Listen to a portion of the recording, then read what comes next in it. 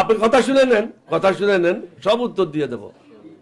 তখন তো জামাত ইসলামের গায়ে কোনো গন্ধ ছিল না। 71-এ যারা জামাত ইসলামে ছিল বর্তমানে তারা জামাত ইসলামে নাই, একজনও নাই। আপনি নাম বলেন, ওটার নাম বলেন, আপনি নাম বলেন, একটা নাম বলেন যে এই নেতাটা।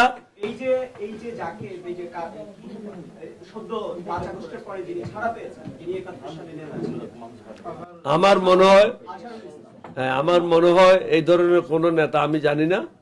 আপনাকে এটা বলতে চাই, যেহেতু আপনি কথাটা উঠেছেন, এটা স্পষ্টভাবে বলা উচিত। 1991 সালে বিএনপি যখন ক্ষমতায় আসে, বিএনপির আসন সংখ্যা কম ছিল ক্ষমতা আসার জন্য। যে আসন পেয়েছিল এই আসন নিয়ে সরকার গঠন করতে পারত না। জামাত ইসলামের সাহায্য নিয়ে তখন সরকার গঠন হয়েছিল। তখন তো জামাত ইসলামের গায়ে গন্ধ ছিল না। আপনি কথা শুনে নেন, সব উত্তর দিয়ে দেব। তখন তো জামাত ইসলামের গায়ে কোনো গন্ধ ছিল না।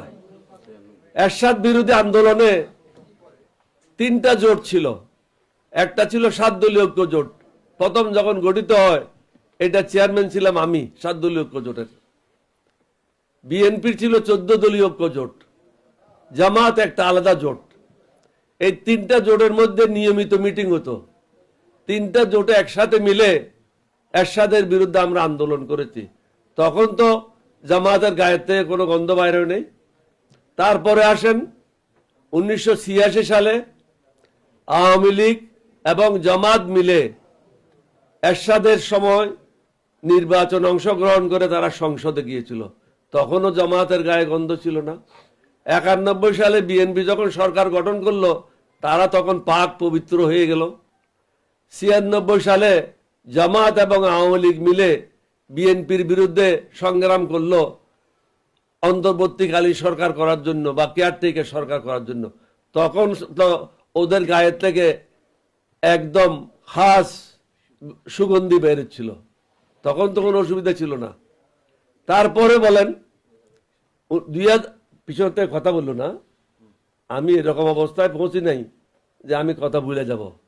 যখন যাব তখন কথা ভুলে গেলে আর সভাপতি হিসেবে কাজ করব না।